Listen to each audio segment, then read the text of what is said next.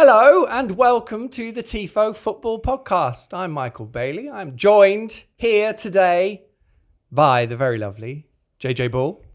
Hello, Michael. There he is. Hello.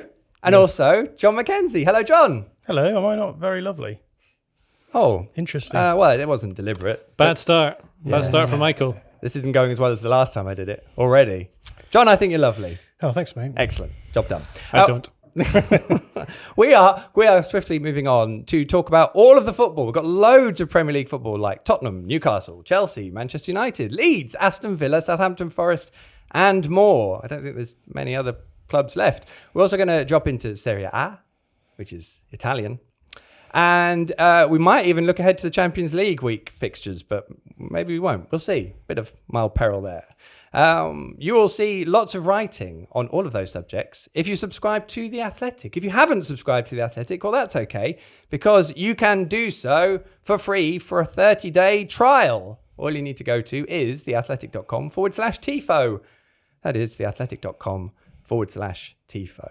We were going to be joined by Seb Stafford-Bloor today, but we're not for technical difficulties. Gremlins, you call them gremlins. His gates, unfortunately, are not good. Gremlins stormed the gates. We've literally blamed the gates. Being held So, hostage by gremlins. the gates are locked.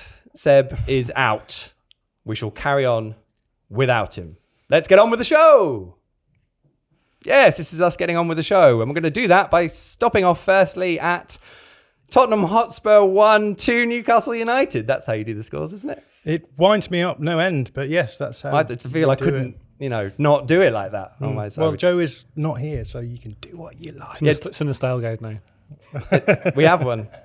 Joe really isn't here either, is he? Last time I did this, he was sort of loitering, Yeah. taking care. He's led the gremlins to storm Seb's gates. Well, he wasn't sure where he was going to go, was he? So He maybe... likes goblins and all that Lord of the Rings stuff, so I think he's just embraced the Excellent. chaos. I look forward to seeing that play out. Anyway, Tottenham lost at home to Newcastle. Newcastle are good, JJ, which I think you said last week as well. And they scored 2 goals. How did they score 2 goals at Tottenham? Well, I think Newcastle were very good in this game, and Spurs, there's a little bit of a disconnect, not disconnect, but a bit of unrest between the fans and Antonio Conte.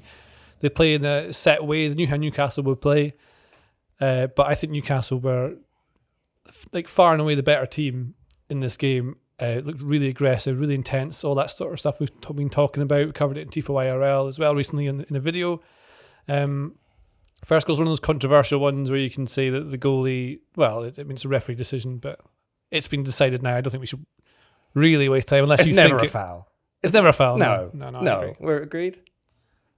No foul. No No foul. foul. No Okay, foul. that's done. Good. Play on. Yes, play on. I don't know what really to talk about this because we know what Newcastle do. Then they do it very well at the moment. A few injury problems that they've sort of got, but they're covering them really well. Like Joe Linton played on the left side as a forward. Now he's not to try and be a goal scorer. He's there much as a pressing machine to try and win the ball back and stop Spurs getting up that side. I think Bruno Guimaraes it's just phenomenal. You see how much he runs that game in this one particularly. But Spurs have a problem because they've changed their shape to like a 3-5-2, and it means they've got less coverage of the front. So the front press is different now. There's lots of space either side of the front two to play around, and Newcastle were playing around that. And they were managing to keep them kind of quiet. The wing backs couldn't push forward as much as they wanted to, and it caused structural issues for Spurs and how they want to pass out from the back. And I think what was interesting about it really at the end was that Antonio Conte was speaking about how, obviously this is bad, and they get beaten by Man United as well, but he says this is the start of the process, and that in his great experience of winning stuff with other teams who have very good players, what he sees in the Spurs team is a team who is at the beginning of a process. But he's been there quite a while now. So, but they've signed a lot of players now, so I guess it's the first sort of proper... They spent money this summer. Finally, they got Richarlison, people like that. But they were missing key individuals as well for this. Like Richarlison was missing. Who else was not in this starting lineup? Kulusevski's out. And he's like probably their most important player at the moment. Well, I mean, that's an exaggeration. There's Kane and Son and whatever. But he makes them so much better going forward and in how they press in the front. And without Richarlison and Kulusevski, they then can't play that shape they want to play. So Conte's had to adapt. And that's sort of where we're at. And then Newcastle, great. Yeah, I mean, the Spurs scored their goal from a corner, I think. They're very good at set pieces. That's what they excel at. But they are lacking in intensity that Newcastle have. And Antonio Conte's teams are meant to play with that sort of intensity. So if you sit back and want to hit people in the counter, I think you've got to have a real aggression about you. Otherwise, it starts to look very dull.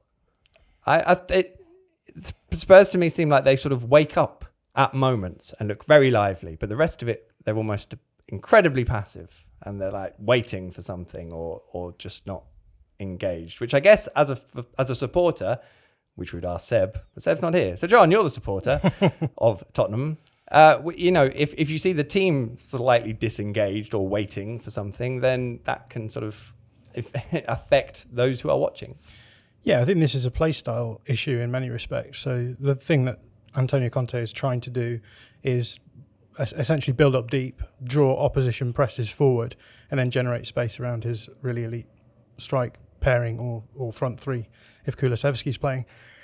And I think what we're starting to see is teams becoming aware of how to deal with that. And there's a number of different ways that you can deal with that. But what I've seen happening a lot against Spurs recently is teams just not engaging with their defenders when they have the ball. So, for example, yesterday Newcastle were quite happy to let the back three have possession. And they were making sure that the ball wasn't getting into the central midfield areas, and they were trying to slow the build-up down in those sorts of areas. And I think that starts to become an issue. If you can be really aggressive in the midfield areas, you can be quite passive on the first line of the press. You can cause Spurs lots of problems. It happened against Manchester United as well.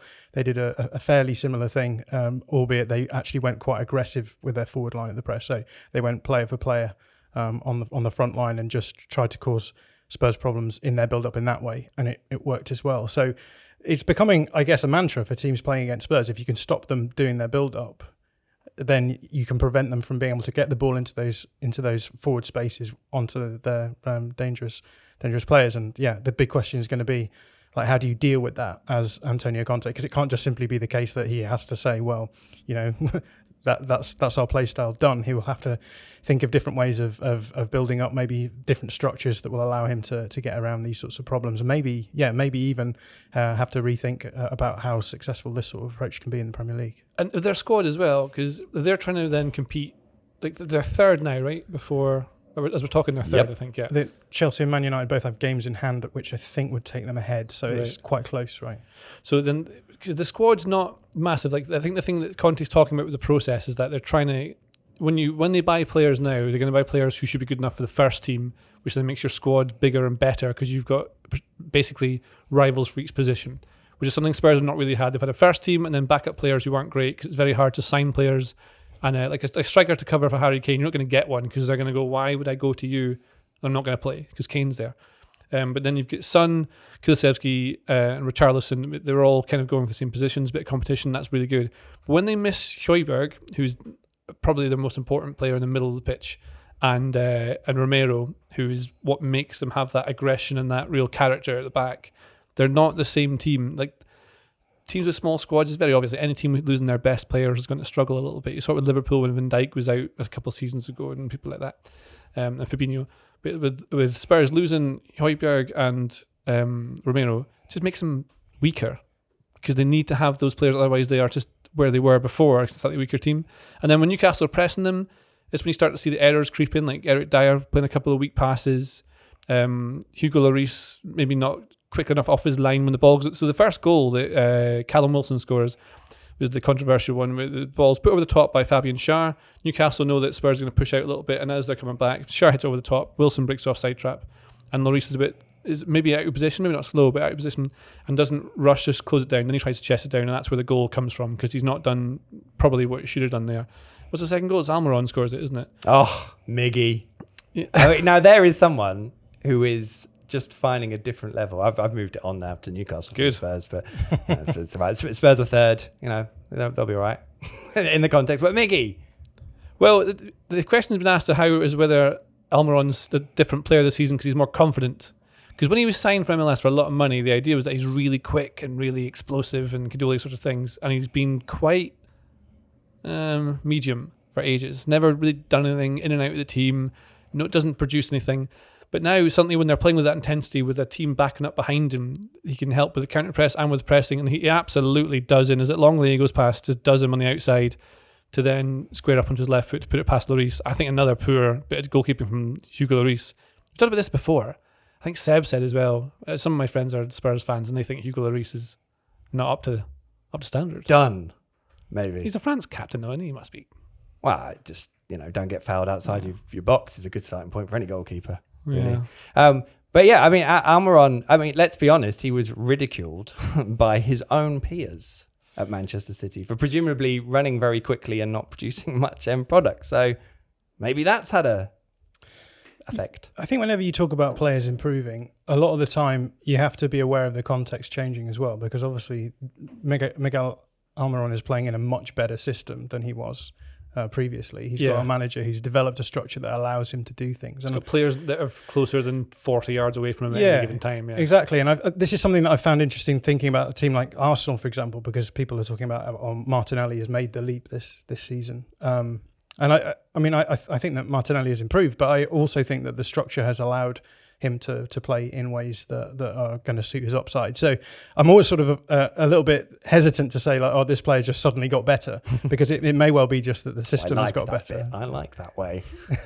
Sorry. Well, much like Newcastle closing in on Spurs in the table, I suppose is sort of how that conversation's just gone just there. But for context, Newcastle are third, Newcastle are fourth, good start, on 21 points, 12 games played. Spurs are third with 23 from 12. Chelsea and Manchester United do both have a game in hand. So you're all correct. Well done. Taking it back to Tottenham, because that's what Steve has instructed here on the list of questions. Why is Conte not adapting to different teams, JJ? Or is he?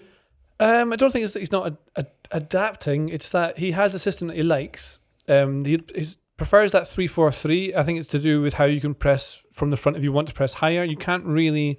Like if you have a front two, you mostly use it as a block to show the ball wide.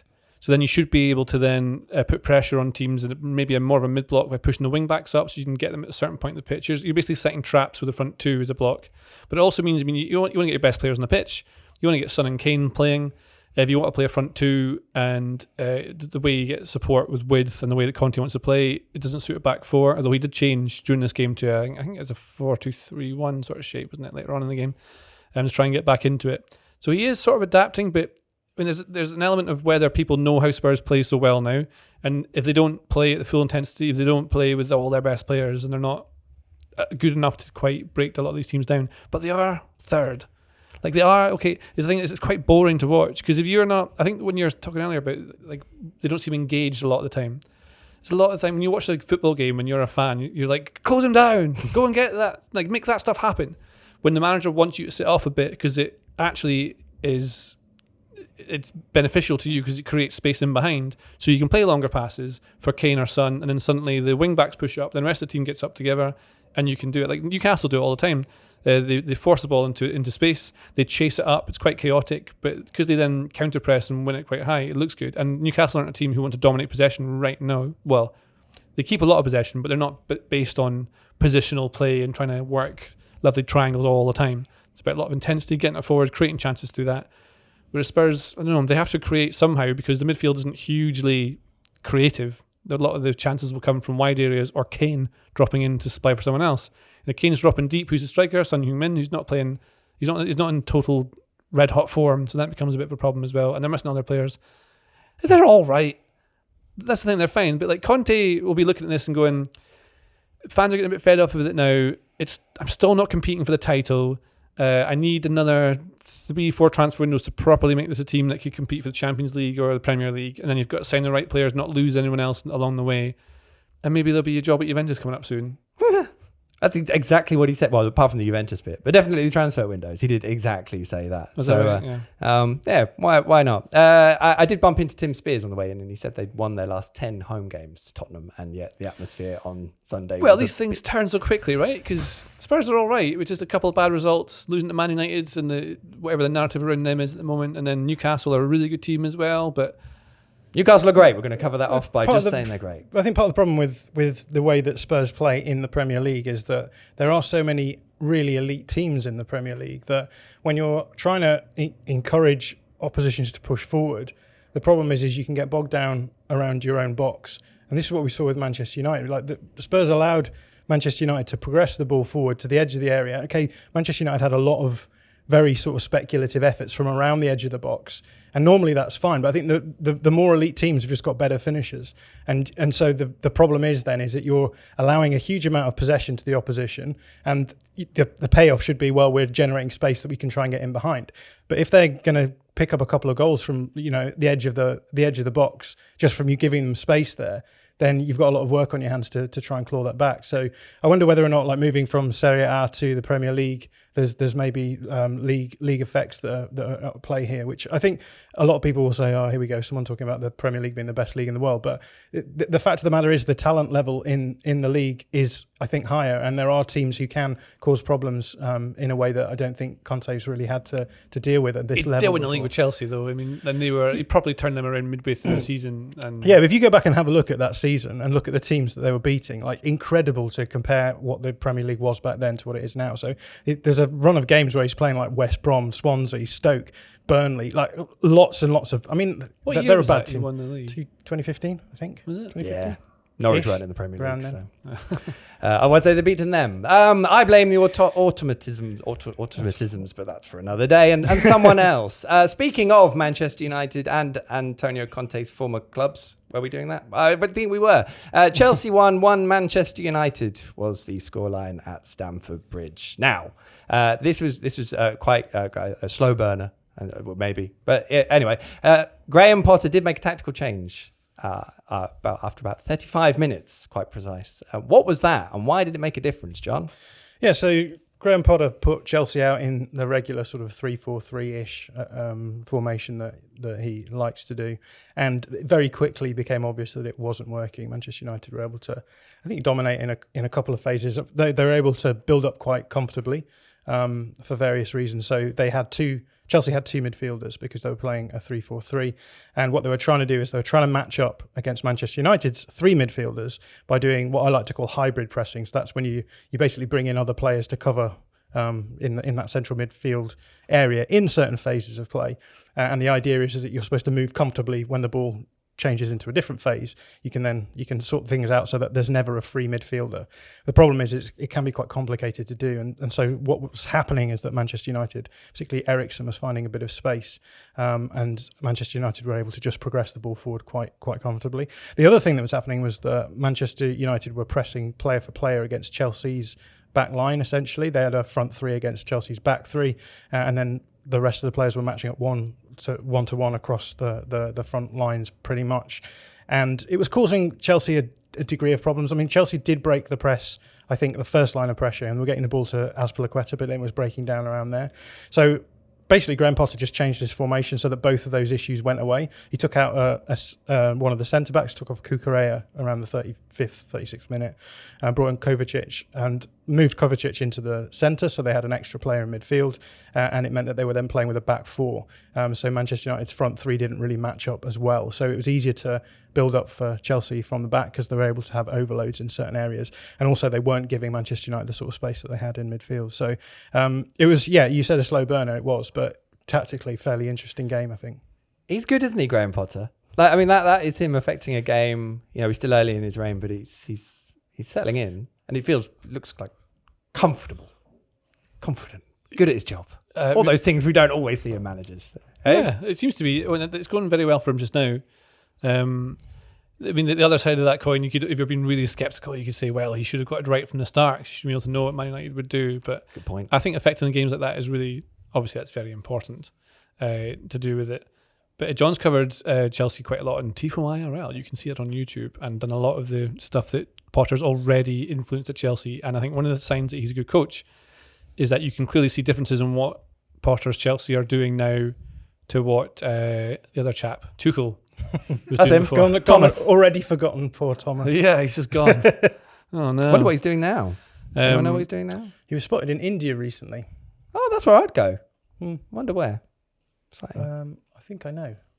Well, we'll keep waiting until you tell us. Maybe I don't know. No, Sorry. Steve, you need to literally leave and go and find out where Thomas Tuchel in India is in India, please. JJ, what were you saying before? Well, in this game, we saw a right-footed shot or touch from Antony, which is, I think, listening to you, the first time I've seen him use his right foot, and I'm not trying to exaggerate for comedy.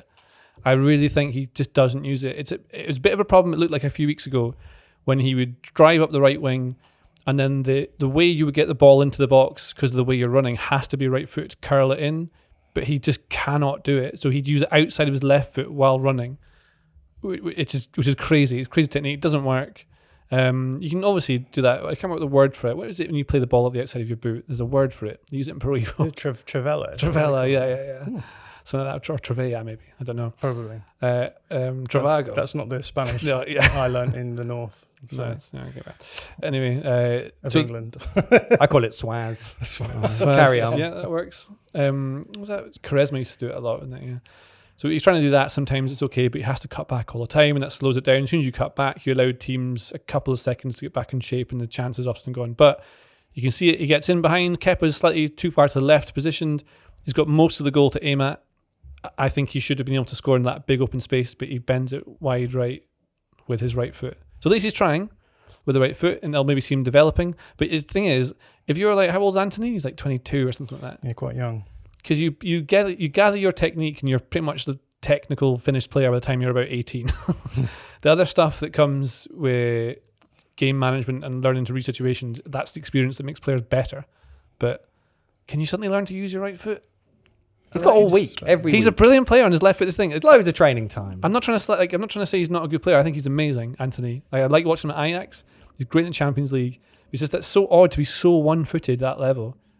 Like even like lots of left-footed players have been very one-footed and just lean into that, but he's very much, especially from a wide area as well. Like yeah. If a defender is coming up against him, they know that to show him down the right, it probably makes their task a little bit easier. But I do think Antony's sort of good enough on the ball to be able to cut inside and do it anywhere. Right? I think that was the thing with Robin, wasn't it? Like Robin was very one-footed, but he and the joke was always right. You know exactly what he's going to do, and he does it anyway. So I guess he just has to become very adept at doing that. I mean, like even like Riyad Mahrez is quite one-footed, but he can use his right an awful lot as well. I mean, he's not one-footed. He's far more ambidextrous. Is that what you're? Ambidextrous. Ambidextrous. Yes. I mean, the longer this conversation goes on, the harder it's going to be to resist mentioning Wes Hoolahan. So let's Wesley. Thank you, John. Yeah. I'm a massive fan of Wes. Oh, obviously, because you've seen him Let's play. talk about Wes Hoolahan. Oh, wow. Don't tempt me, John. Let's move on. We didn't get to talk about Graham Potter looking good. Let's not talk about that because he just does look good. It's absolutely fine. But we probably should... United it's coming together, isn't it? There's elements there where, I mean, let's be honest, it looked like a bit of a wreck at the start of the season, and it's much more coherent. Manchester United are really interesting, I think, because... Yes. Good start. The thing that you have to remember with Manchester United is that they are set up to play in a certain way, but they want to play in a different way. And so they have a little bit of a Jekyll and Hyde approach to a lot of games, right? So some games they can come out and play really transitional football where they're sitting a little bit deeper, they're looking to not concede, and then so they've beaten certain teams doing that, right? They've beaten Arsenal by playing in that way. They've beaten Liverpool. Did they beat Liverpool? They beat someone else playing that way. They did beat Liverpool.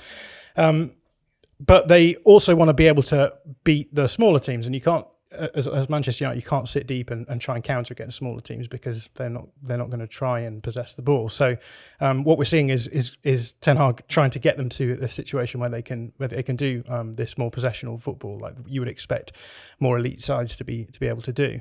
And so at the moment, like there's some games where Manchester United are looking good, and there's other games where they're not looking as good, and the big question is like, what's the difference between them? And I think that the difference is just being able to code switch between those two different ways of playing. And the last couple of games I think have been really promising for Manchester United because they've come up against teams where they've been able to maybe play in the more progressive way that they might want to in future. But there's still a lot of work to be done. So I mentioned the Spurs game. Manchester United were good in that game, but I feel as though Spurs did very little to stop Manchester United from building up. And I think we've seen teams this season cause them problems in build-up phases. So the Brentford game, for example, is one where Brentford were quite aggressive in their pressing, and it caused Manchester United problems, and they actually lost the game on that basis. So I think that the Spurs game, for example, they were able to progress the ball to the end edge of the penalty area, and then the big question is like, how are you generating chances? And that I think has been true of a number of games. I mean, Manchester United did the same against Ammonia in the Europa League, where they were able to progress the ball quite well, but when it came to like the final third, it was maybe they were maybe struggling at least in the first half to generate any sorts of good chances. So that's where I'm at with Manchester United now. It's sort of, if you can cause them problems in certain areas. So, for example, like if you can stop them from building up, like how good are they? And then once you get to the final third, like how good are they at generating those really good, repeatable chances that will mark them out as being a very good side? But the same is true of Chelsea. It's worth saying, like Chelsea under Tuchel, the big question was like, okay, they can progress the ball forward well, but once they get into the final third, they're just not dangerous enough. And I think there's still questions to be asked of whether or not Graham Potter can overcome those problems too. Well, there was a bit, I think Laurie Whitwell wrote in The Athletic, theathletic.com/Tifo. Today, what do you say?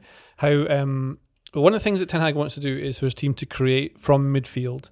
So not from deep, not relying on that counter-attack, but that sort of long ball. Basically, like I remember talking to a couple of managers in the past and asked them about their style of play, what they wanted to do. And what they've said is like why, I've asked them, like, why are your defenders shelling it over the top to no one? It looks like you can't be what you want them to do.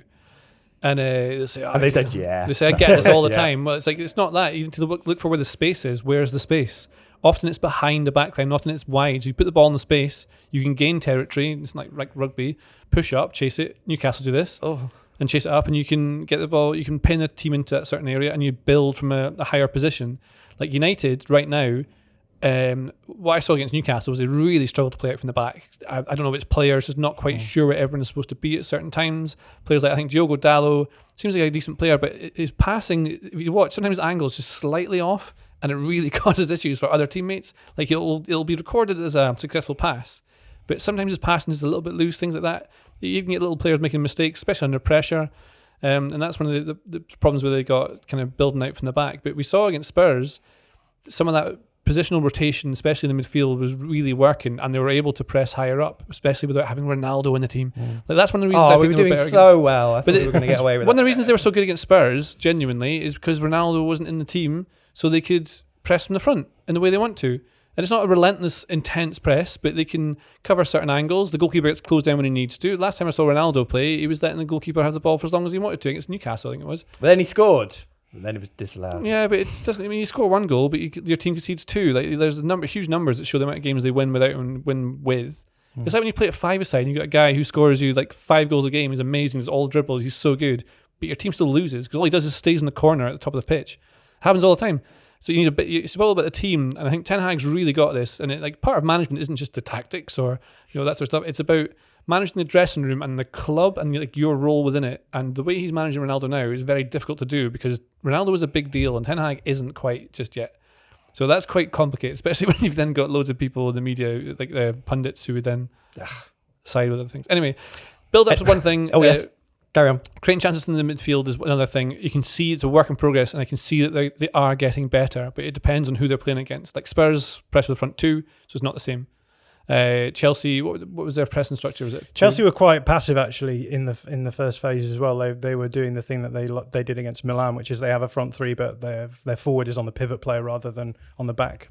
To encourage them out a bit? Yeah. So you allow them the ball and say, we're not going to give you any space in midfield, but because we don't think you're going to be dangerous enough from the back line to cause us problems. So yeah, okay. I mean, I'm still thinking about the five-a-side team where you don't enjoy it because one player is just going off and doing their own thing all the time. But there we go. I like to tie everything up, obviously, with no loose ends. So Chelsea won the Premier League title in 2017, I think it was. Who finished second that year? That was Norwich. Conte. No, I think it was Norwich, yeah. Might have Yeah, been it's Norwich. I'm seventh, sure I think. Norwich might have been seventh. It was Spurs. So there we go. That's exciting. And also, Steve has returned from his investigations. He says, after an extensive tour of social media, apparently Thomas Tuchel appears to be in the southwest of India, in the Kerala region. I was going to say that. Oh, you should have done that, John. The state fruit of Kerala is the jackfruit, a tree in the fig and mulberry family. It tastes sweet. Basically, imagine a massive fig. There you go. I've had jackfruit. It's lovely. It's really good meat substitute. Yeah, that's true. There you go. And I've been to Kerala, which is lovely. No one cares, but I'm just sharing that information. I care. I Thanks, care. John. It's just nice not being bullied by Joe, so I like to make the host feel well. If only I had called you lovely at the start. Right, more football after what this is, which is going to be a break. That was the break. We're just carrying on. So we're going to carry on into this match, which is Leeds United 2-3 Fulham. Where, speaking of managers who are massively, this isn't going very well, whose fans love them. That was supposed to be a joke, but it doesn't work because I paused on it. Anyway, Jesse Marsch is still Leeds manager. I believe so. But this wasn't very good, was it? Losing to a newly promoted team at home. I don't know what that's like. That sounds great. I mean, we lose to everyone these days, so they're not special. You're not special anymore. Yeah. Is that poor Leeds?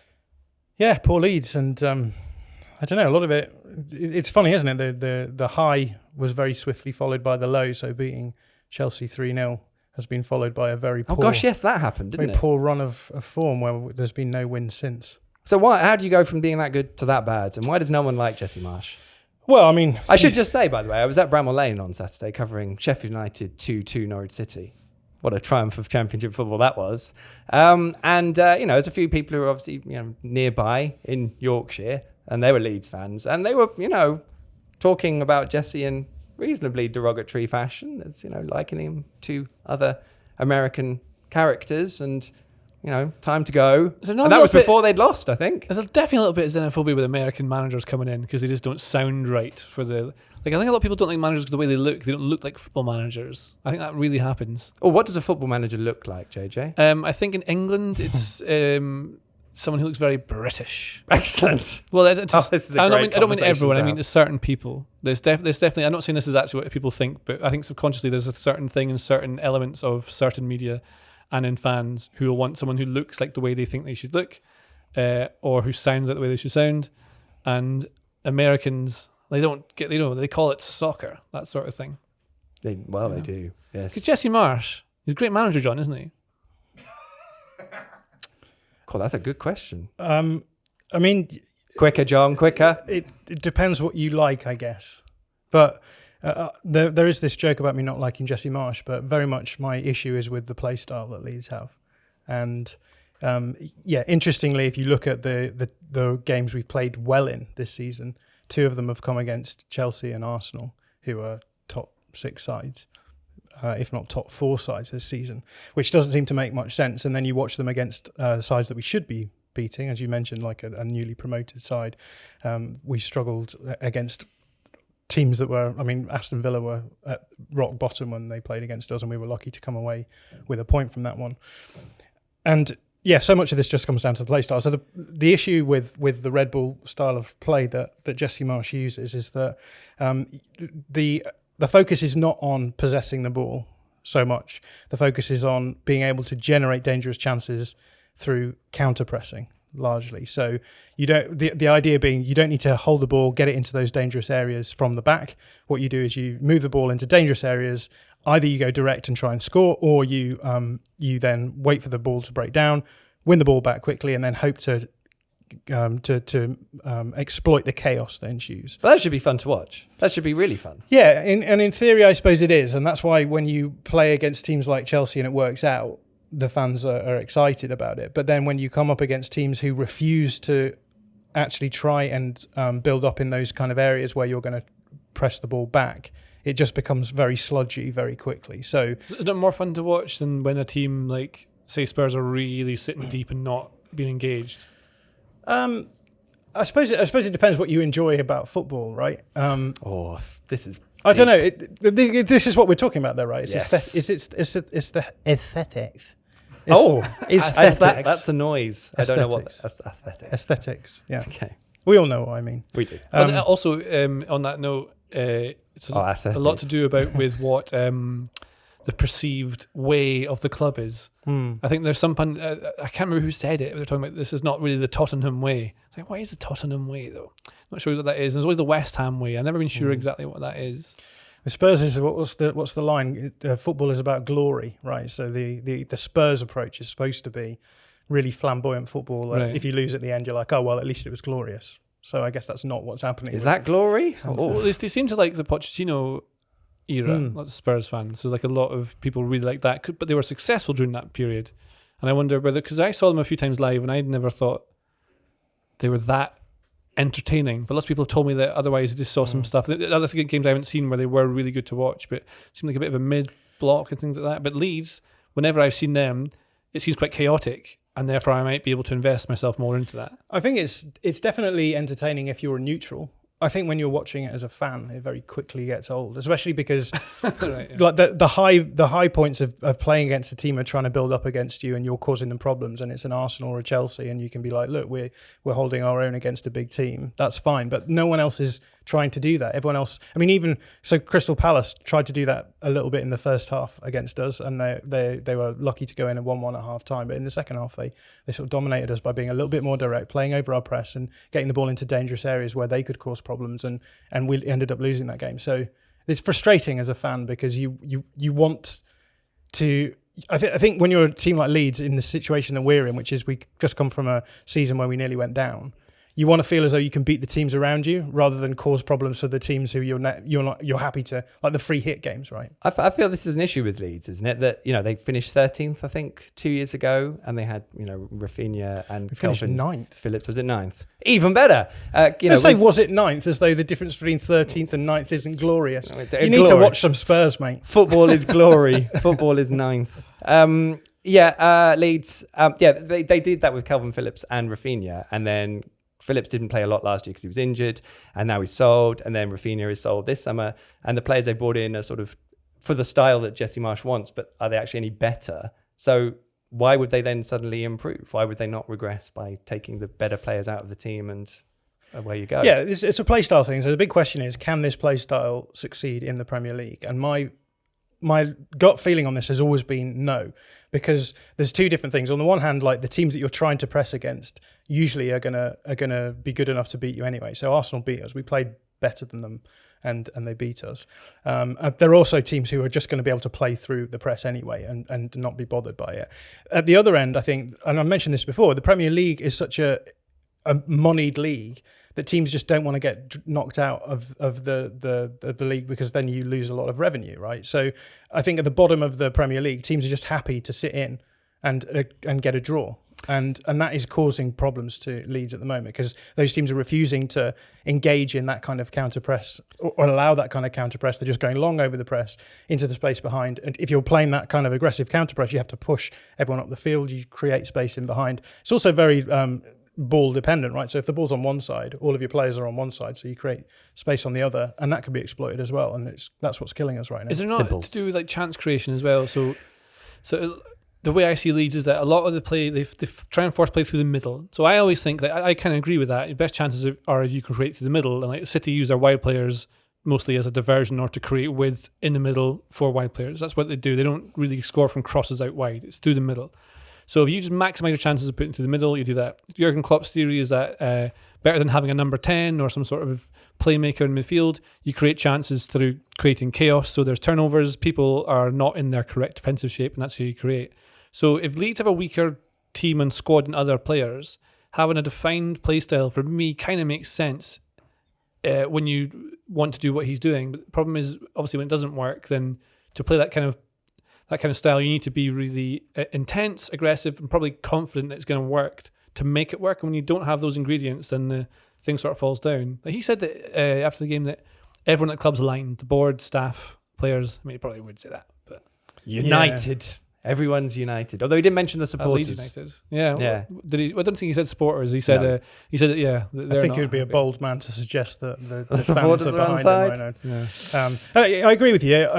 I think part of the problem again is that when you're playing that style where you're going to go really direct and you want the ball to sort of fall out in those central areas, what you want is space for the opposition to have to then defend backwards, so they're running back towards their goal. And I think a lot of teams now against us will sit a little bit deeper, and they can just step forward into those more direct attacks, and just don't think it causes as much problems in that way as well. So, I suppose the big question then is that if your whole play style is built around counter-pressing and teams aren't going to let you do that, then what's left? Yes, Jesse, figure it out. Nice to hear you say us there, John. Jesse Marsch has 11 losses from his 23 Premier League games in charge. 6 wins, I think, is the interesting wins. bit there. Six Six wins wins. from 23 6 games. wins out of 23. Yes, I've failed to pick the interesting bit. You're right. Still, 11 defeats is a lot, but you are right. Lots JJ. of goals against. 23 games, 37 against, so 26-4. That points to it and maybe not working the way you want, right? Yes, agreed. Fulham, if we were talking about aesthetics, should we talk about Fulham? Do they have an aesthetic? They're 7th. And they seem to be playing nice stuff. That seems to be that's Steve's bold claim there. They're playing nice stuff. They do have an experienced team, and the manager knows what he's doing at this level. And I think they'll be fine, won't they? Let's just say it. They'll be fine. They're going down. You're fine. Good luck to you, Fulham. Yeah, I think when you're a team like Fulham, when you come up, you just need to sort of be solid, right, in your first season. Make sure you've got decent structure. I think Marco Silva's a fine manager. I'm just looking at the underlying numbers now, so I have a feeling that What are you saying, John? they maybe are overperforming slightly. Yeah, they're in the bottom 3 according to expected goal difference. But by expected goal difference, Leeds are mid-table, so what do the expected numbers actually know? I'm going to reel myself in then. None of this matters. Maybe Leeds won't be Leeds. Maybe Fulham won't be fine. Maybe Leeds will be fine. All will be revealed in the coming months. Right, well, that's those ones. That's exciting. One team that did sack their manager was Aston Villa. Aston Villa 4-0 Brentford. What do we think Steven Gerrard was doing at the weekend? When this result came through, JJ, where did you imagine Stevie G being? Liverpool. Yeah? He's always Liverpool. When he was at Rangers, he was always in Liverpool. Like a nice bar, cafe. I don't know, Cafe just bar. probably at home with his family, to be honest. I mean, that's That's a nice idea. I Yeah, guess that's what he does. that's nice. But in a pub with Graham Souness. Reacting to this result, Yeah. watching Soccer Saturday. Anyway, yes. well, Steven Gerrard had a very defined style of play at Rangers, which was informed almost entirely by Michael Beale, who was doing very well at QPR and just turned the Wolves' job down. Michael Beale... And the Villa job, wasn't it? Yeah, he turned the Villa job down as well. Michael Beale he kens his tatties, which means he knows his potatoes. And he is doing very well at QPR. But waiting for his time to kind of shine. Gerrard has the star appeal, attracts players. Obviously, people want to play with him. They want to be coached by him because he's one of the best players the Premier League's ever had. One of the best players in Europe, like of his generation, certainly. But his team at Aston Villa, I mean, it's a hard job to take on because the expectations are so high and they're kind of limited to what they did. They spent a lot of money on players. The key ones that they've signed are not available. They're injured, so that's a real problem. Like Diego Carlos, that was a big signing. Defender is going to make them much better, much more reliable, to basically replace Tyrone Mings in the lineup. Mings has made about 2 mistakes in the last 3 weeks that have cost them goals. And you see that's the kind of thing that might make a big difference. So maybe if he just force quit the game and started again, he might be able to get better results and they'd be better up the Is that table. a Football Manager reference? I was thinking I might start with the Aston Villa game this season. Yeah, I've got the beta for Football Manager. Anyway, but here, so the shape he plays, or the structure is always a 4-3-2-1. So teams tend to the trend, or just what everyone kind of does, is whatever shape you play, you end up in something like a 2-3-5 or a 3-2-5 in your attacking shape. It's what you end up. And it's all to do with where do you want to win the ball back, where do you want to create from. Where do you think the most valuable places to score from, and what players do you have? What can you do with them? Gerrard has an all-right team. That's a mid-table team, I'd say, he's got at Aston Villa. But he was playing them in that 4-3-2-1 with 2 narrow players behind the striker. They're meant to go wide, and then they rely on all the width coming from the fullbacks. It's the same thing did at Rangers. It's one of the reasons at Rangers you had Barisic has provided more assists than any human has ever done, and James Tavernier was top scorer by about 80 goals. Because they were always feeding each other from crosses to deep the back post, relying on the width from those players there, and then the other players at the top that were working around. Then you've got your 3 that protect the 2 behind them. The 2 very much the central defenders, don't have to be able to do too much special with it. And the 3 would work to win the ball back and keep them up the pitch. And it's kind of... This Villa team is boring to watch.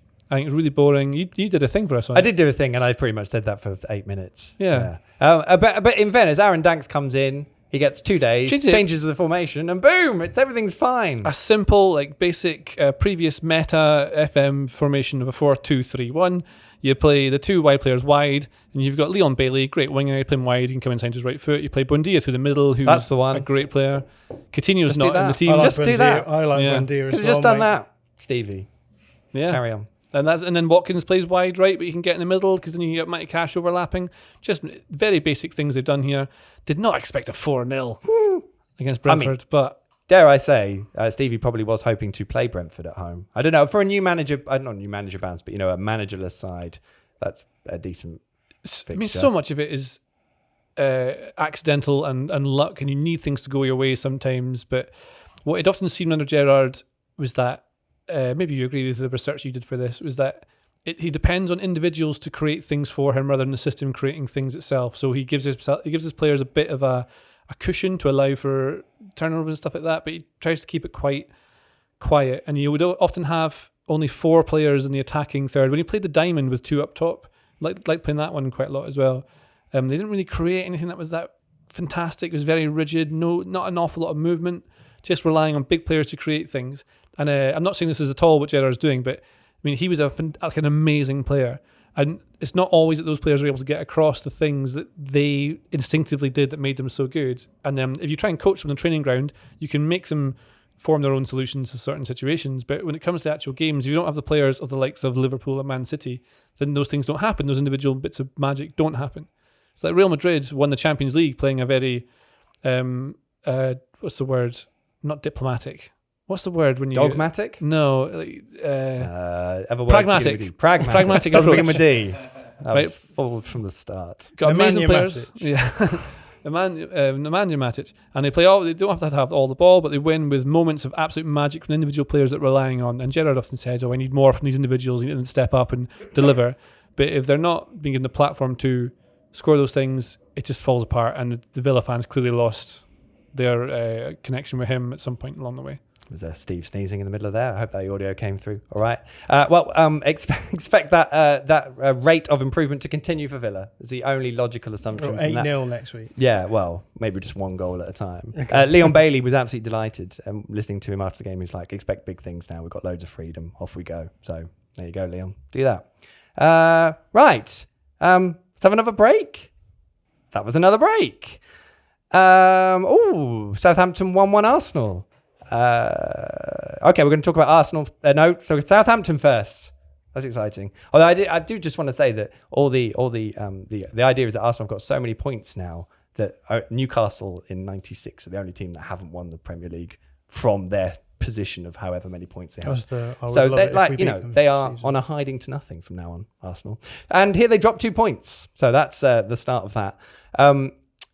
We should talk about Southampton because Ralph Hasenhüttl made a tactical change, after they went a goal down and possibly could have been more down, and then they sort of claimed a point by creeping back into the game. I mean, it was still not very exciting. Am I allowed to say that? I don't know. John, talk. Yeah, I watched this one with my flatmate Henry. Hey Henry.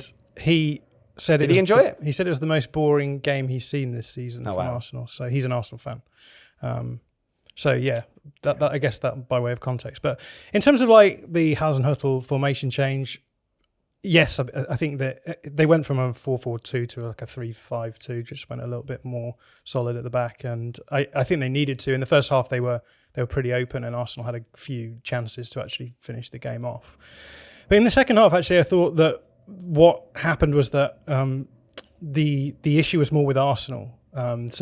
This is something Arsenal obviously are sort of prototype Man City style team, right? They want to play positional play. They want to dominate the ball. They want to generate dangerous moments through exploitation of space, whatever. But they seem to have an issue later on in games in terms of game management. So I made a video on Arsenal this week, and I pointed out that Arsenal, I think, in all competitions this season, they've not conceded a goal in the first 30 minutes, and they've scored 10. In this game, they obviously scored in the first 30 minutes and didn't concede in the first 30 minutes, so that trend continues. So Arsenal are going into games with what we call a favourable game state. So they're in control of the game. They're a goal up, and they have to sort of see games out. And it's transpired that in a lot of games, I think in the second half, Arsenal have looked a lot less assured of where they're at. So there was a lot of people who had watched the Leeds game where Arsenal had been okay in the first half and then really fell off in the second half.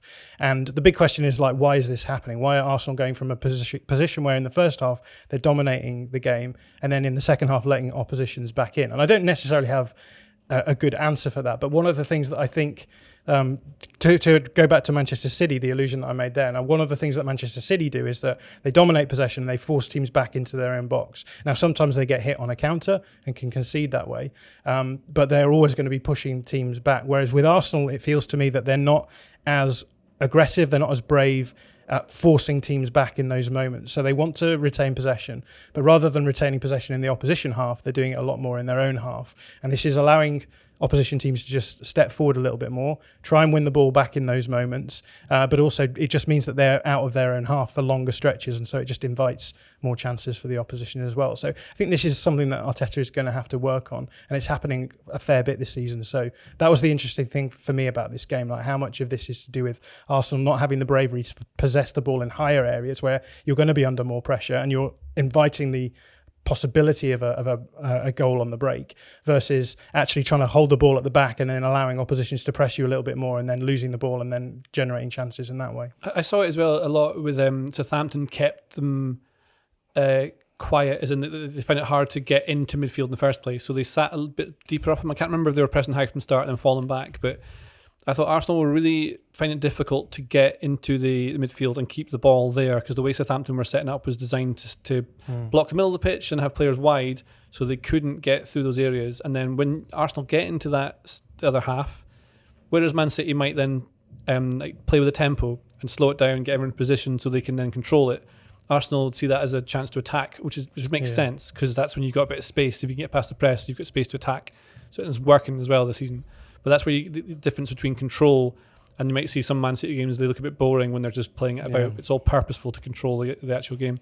But I agree with the first half bit. Second half, I was on a train at the time, so I couldn't see all of this. But I remember what I saw is that Southampton getting really quiet, they struggle to create, and then Arsenal naturally having play very intensive football all season long. They had a game on Thursday, so they had a day less to prepare and recover and rest.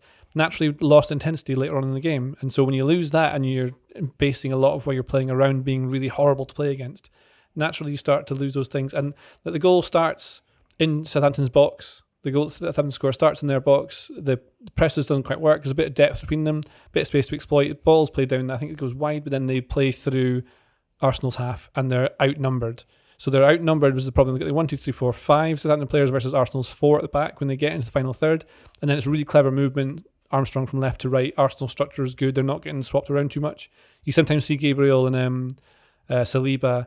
They when they're trying to pass off a runner to someone else, they get split a little bit. They maybe get caught in a line when they should be flat. Well, no, you shouldn't be flat, but you should be in a flat line across the pitch, not up the pitch. Yes.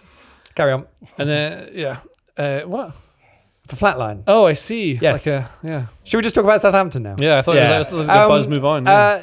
Because, well, I don't know how much interest they generate, Southampton. I feel a bit sorry for them. I mean, it's obviously a good point, but most of the time we sort of expect Ralph Hasenhüttl to be sacked, yet they stick by him. They changed all his coaches, and they kept with Ralph. They signed lots of really good young players and developed them, such as Gavin Bazunu, who's in goal. He's only 20. I think they signed him from Manchester City, did they? They signed a few from Manchester City. A few, yeah. Maybe that's the secret. Just sign lots of Manchester City youngsters. Did they not also sign one of the Manchester City youth development coaches or scouts or something like that as well, who then went somewhere else? Chelsea.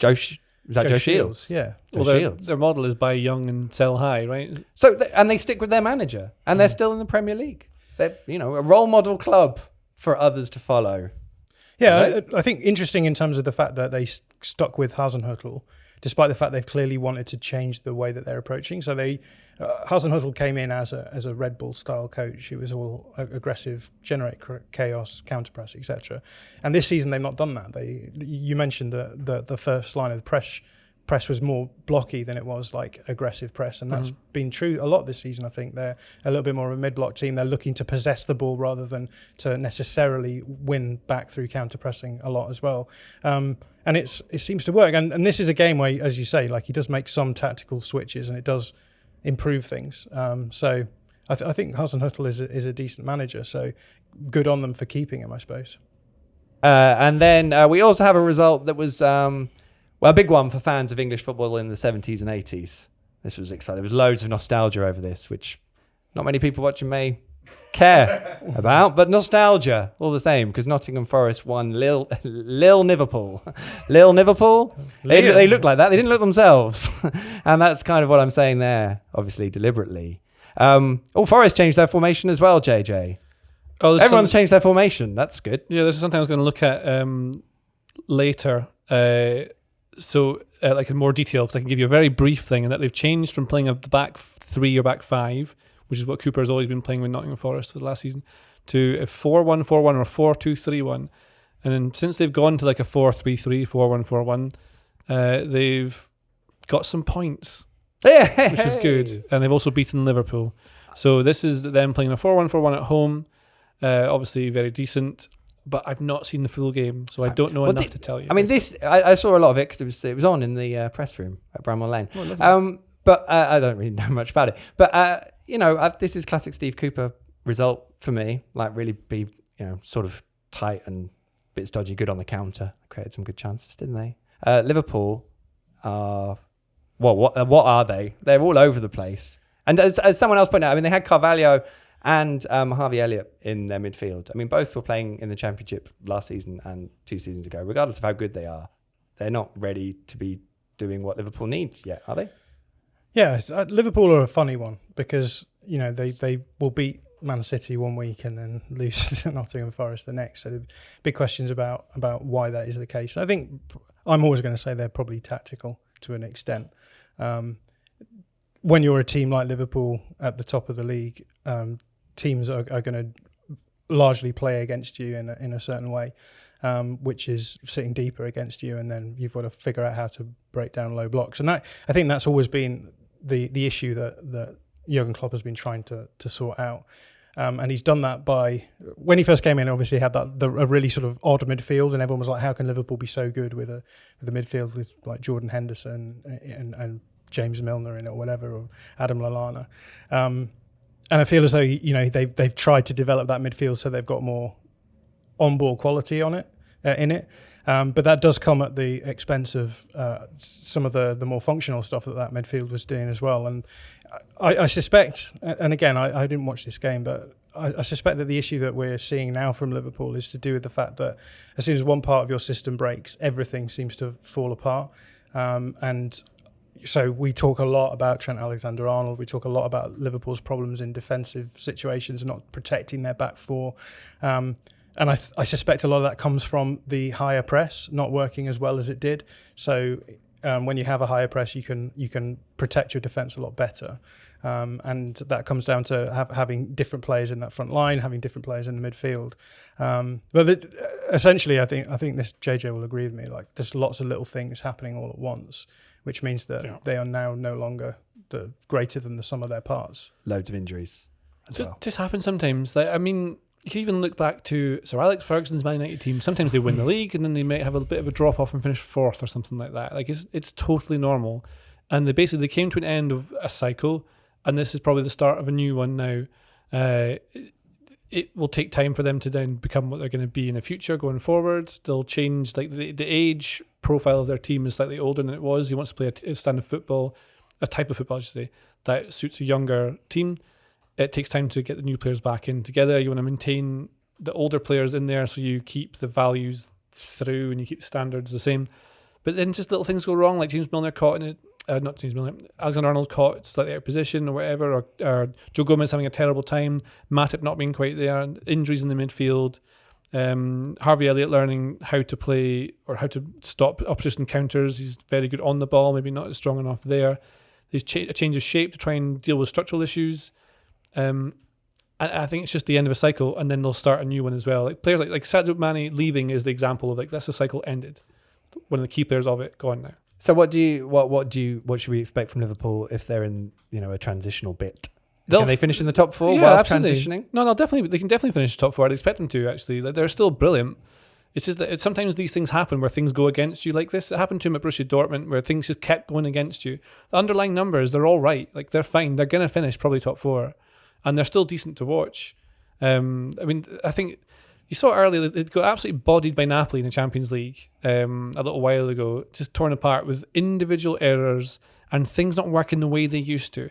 And now, I didn't think they'd start adjusting things as quickly as they have because it's worked so well for so long. But they see that the way they set up now is like a 4-2-3-1 and 4-4-2. Both Klopp and Pep Linders are obsessed with Arrigo Sacchi. Like, they absolutely love him. And I think Klopp's written theses on him for his coaching badge or something like that. Maybe I'm wrong with that, but they definitely talk about him a lot. I know he studied videos of him and Roy Hodgson. That's who Klopp studied when he was doing his UEFA Pro, I think. Good knowledge. Yeah, and Roy. so Sacchi was always like a 4-4-2 kind of like really high press, aggressive kind of play. It'll just come together. I think it'll be absolutely fine. Excellent. But, yeah. That's the news. Oh, also, Jurgen's press conferences and questions are good fun. He's entertaining. He's giving a lot when asked. It's good. Like doesn't suffer fools lightly, does he? He doesn't. Yeah. Much like me. Not in any way like me. Nice segue into Napoli though, because now we're going to touch on some Serie A, which, as I informed earlier in the pod, is Italian. So Roma 0-1 Napoli. Now, this was, there could have been 1 point between the two sides towards the top of Serie A had Roma won. They didn't. Jose's Mourinho's team lost to Napoli, who are awesome. I love them, especially Havica Kvaratskhelia. They're one of the most fun teams to watch. Thanks. The entire Europe just now, Napoli. They are, aren't they? They're so much fun, which I said really last time I was on this podcast. I just haven't moved on. Sorry. Yeah. Let's talk about how fun they are, shall we? Apparently Rangers are playing Napoli in midweek. Yeah. Yes. Sorry, shouldn't have. Wednesday game, that's going to be very difficult for them. They're not playing very well either just now, and Gio Van Bronckhorst's in a bit of trouble. Yes. But on Napoli, they're absolutely brilliant. Luciano Spalletti is the manager. Really, really influential in Italian football. He's managed a lot of teams. He managed Roma twice, I think, didn't he? He certainly managed them once.